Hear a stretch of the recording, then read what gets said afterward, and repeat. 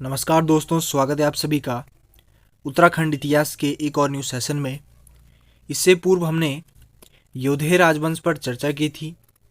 आज हम यदु राजवंश पर चर्चा करने वाले हैं। देखिएगा, जो यदु राजवंश है ये आपका लाखामंडल क्षेत्र में इस राजवंश ने शासन किया था।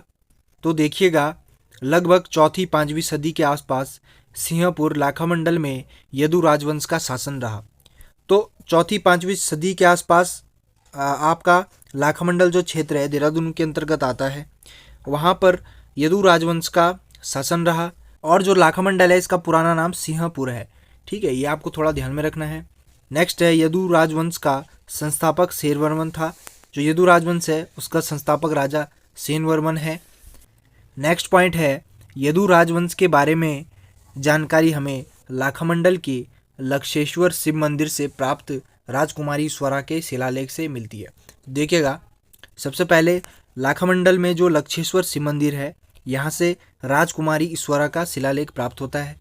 और जो ये शिलालेख है इससे हमें यदु राजवंश की जानकारी मिलती है। ठीक है, तथा जो लक्षेश्वर शिव मंदिर है लाखामंडल का, इसका निर्माण भी राजकुमारी ईश्वरा के द्वारा किया गया था। ठीक है, नेक्स्ट पॉइंट है, यदु राजवंश की राजधानी सिंहपुर लाखामंडल थी। और जो यदु राजवंश है इसकी राजधानी आपकी लाखामंडल है। ठीक है, नेक्स्ट पॉइंट पे बढ़ेंगे। अब देखिएगा, यदु राजवंश के पश्चात नागवंश का शासन रहता है आपका उत्तराखंड में। और नागवंश ने ही यदु राजवंश को पराजित कर अपना शासन उत्तराखंड में स्थापित किया। देखिएगा, पाँचवीं छठवीं सदी के आसपास यदु राजवंश को हराकर अपना शासन स्थापित किया। ठीक है, पाँचवीं छठी सदी के आसपास यदु राजवंश को नागों ने हराया और अपना शासन स्थापित किया। ठीक है, नेक्स्ट पॉइंट है, नागवंश का सबसे शक्तिशाली जो राजा है वह है आपका गणपति नाग। वेरी इंपॉर्टेंट, याद रखिएगा, पूछेगा कि नागवंश का सबसे शक्तिशाली शासक कौन था, तो वो था आपका गणपति नाग। देखिएगा, नागवंश की जानकारी हमें त्रिशूल अभिलेख से मिलती है। अब देखिएगा, यदु राजवंश जो था उसकी जानकारी हमें लाखामंडल के राजकुमारी ईश्वरा के शिलालेख से प्राप्त हुई। और जो ये नागवंश है इनकी जानकारी हमें त्रिशूल अभिलेख से प्राप्त होगी। तो दो त्रिशूल लेख हैं, एक है आपका चमोली का गोपेश्वर से जो मिला है और एक है उत्तरकाशी विश्वनाथ मंदिर से प्राप्त हुआ है।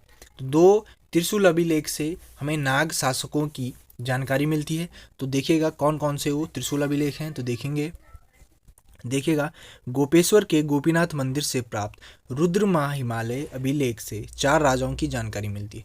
देखिएगा, गोपेश्वर में जो गोपीनाथ मंदिर है वहाँ से हमें एक रुद्र हिमालय अभिलेख प्राप्त होता है। ठीक है, और इस अभिलेख में 4 नाग राजाओं की जानकारी मिलती है हमें। तो देखिएगा, तो 4 नाग राजा कौन थे वो, देखिएगा, पहला है स्कंद नाग, दूसरा है बिहू नाग, और तीसरा है अंशु, और चौथा है गणपति नाग। और जो गणपति नाग है ये सबसे शक्तिशाली राजा माना जाता है नागवंश का। ठीक है, तथा एक और पॉइंट देखेंगे इसमें। देखिएगा, 1191 का अशोक चल का आक्रमण की जानकारी भी इसी अभिलेख से प्राप्त होती है। जो आपका गोपेश्वर का अभिलेख है, इस अभिलेख में एक और जानकारी हमें मिलती है कि अशोक चल ने 1191 में आक्रमण किया था। ठीक है, तो उसकी जानकारी भी हमें गोपेश्वर के त्रिशूल अभिलेख से प्राप्त होती है।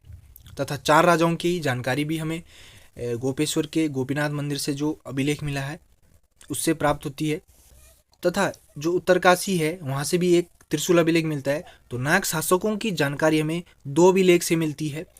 पहला है गोपेश्वर का गोपीनाथ मंदिर से मिलता है जो त्रिशूल अभिलेख, और दूसरा है उत्तरकाशी से जो त्रिशूल अभिलेख मिलता है। तो देखिएगा, जो उत्तरकाशी से प्राप्त हुआ है, उत्तरकाशी में विश्वनाथ मंदिर समूह का एक मंदिर है, शक्ति मंदिर। ठीक है, तो शक्ति मंदिर से जो त्रिशूल अभिलेख प्राप्त होता है इसमें 2 राजाओं की जानकारी हमें मिलती है।